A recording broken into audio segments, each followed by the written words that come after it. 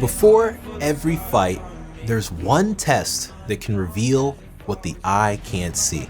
What's happening inside the fighter's heart. An EKG can tell you if an athlete's conditioning has built a powerful heart, or if hidden electrical risks are waiting to strike under stress. Today, we're breaking down how to read an EKG like a ringside physician. Fast, accurate, and with the fighter's safety on the line.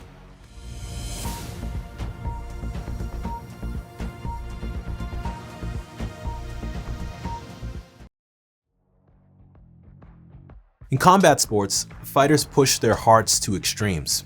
Rapid bursts of adrenaline, dehydration from weight cuts, and sometimes stimulants from supplements or prescribed medications. That combination can unmask dangerous conditions. Things like long QT syndrome, hypertrophic cardiomyopathy, or pre-excitation syndromes like Wolff-Parkinson-White. Now, a simple EKG done the right way can catch all of these before tragedy strikes. This is the reason why all athletes should be offered an ECG as part of their annual sports physical. And any athlete found to have cardiac abnormalities such as persistent tachycardia, bradycardia, or heart murmur found during a pre-bout exam should undergo an EKG before they're allowed to compete. Now, let's start with the foundation, the international criteria for ECG interpretation in athletes. By the way, I should mention, I'm using the terms ECG and EKG interchangeably. I know sometimes there's some confusion out there, but for anyone who doesn't know, an EKG is the same as an ECG, all right? They're the same thing. Now, the international criteria for ECG interpretation in athletes is the global standard used by sports cardiologists and ringside physicians to separate training-related changes from true red flags. Here's how it breaks down. First of all, normal findings. Training-related things like sinus bradycardia, sinus arrhythmia, first-degree AV block, isolated voltage criteria for left or right ventricular hypertrophy, early repolarization, and incomplete right bundle branch block. Then we've got our borderline findings. These are acceptable if there's just a single one. They include axis deviation, atrial enlargement, or complete right bundle branch block. Then we have our abnormal findings. Now, these require workups. They include ST depression, T-wave inversion in lateral or inferior leads, pathologic Q waves, pre-excitation or Wolff-Parkinson-White patterns, prolonged QTC, Brugada or Ypsilon waves, and any ventricular arrhythmias. Now, let's go lead by lead. This is where the art meets the science. Now, focusing on the inferior leads, that's leads 2, 3, and AVF. If you see inverted T waves in both 2 and AVF, that is abnormal and could indicate cardiomyopathy or ischemia. It requires immediate evaluation.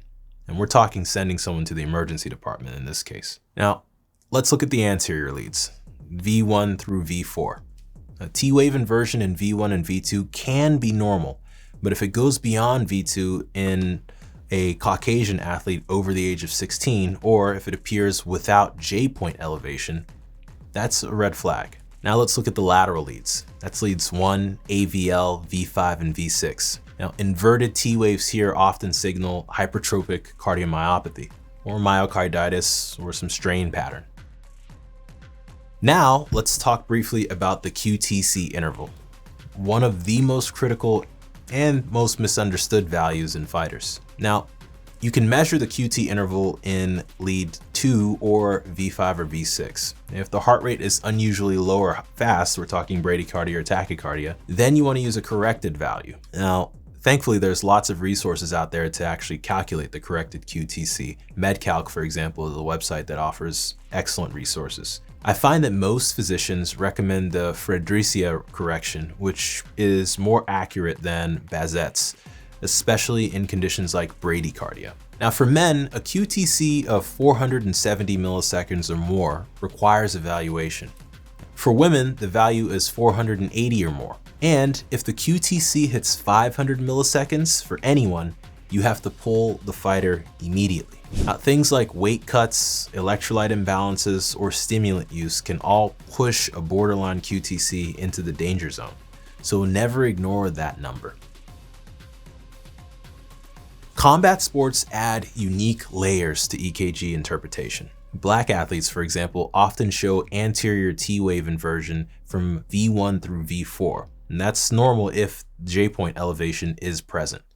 Young fighters can have what's called juvenile or T-wave inversion up to about the age of 16. And masters athletes, on the other hand, should be treated with more caution. Masters athletes, by the way, are adults. Repolarization changes at that age may signal underlying coronary disease or arrhythmia risk. Now, weight cut dehydration can exaggerate QT prolongation, and stimulants, including ADHD medications, can trigger arrhythmias in susceptible athletes.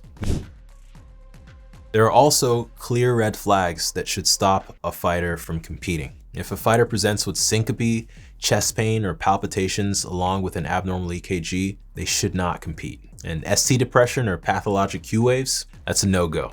Lateral or inferior T-wave inversion, no start. QTC over 500 milliseconds, no start. Pre-excitation or Brugada pattern, definitely no start. If any of these appear, you have to pull the fighter. It's just not worth the risk. You still there? What's going on?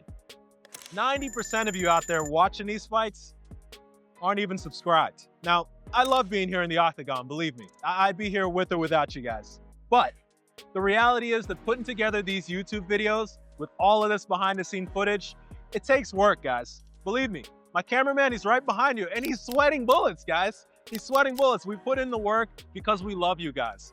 And all I ask in return, guys, is that you subscribe, okay?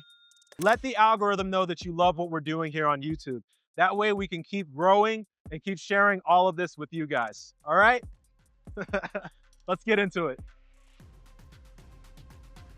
Now, if you find something abnormal, here's what comes next. T-wave inversion or ST depression, they've got to get an echocardiogram, possibly a cardiac MRI. QT prolongation, you should review medications, check electrolytes, and consider genetics. Pre-excitation, well, you want to refer for electrophysiology risk stratification. Frequent premature ventricular contractions, well, for these athletes, probably need to order a Holter monitor or patch monitor. And remember, you're the ringside doc here. What you need to do is document everything and refer them on to their primary care provider or a specialist, or send them to the emergency department. Remember, always use the international criteria form.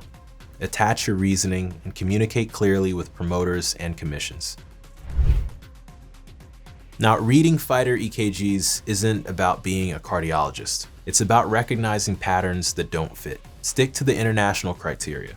Always cross-check symptoms, and when in doubt, pull and refer. This has been Ringside Medicine 101, and I'm Dr. Yomi Adeyemi.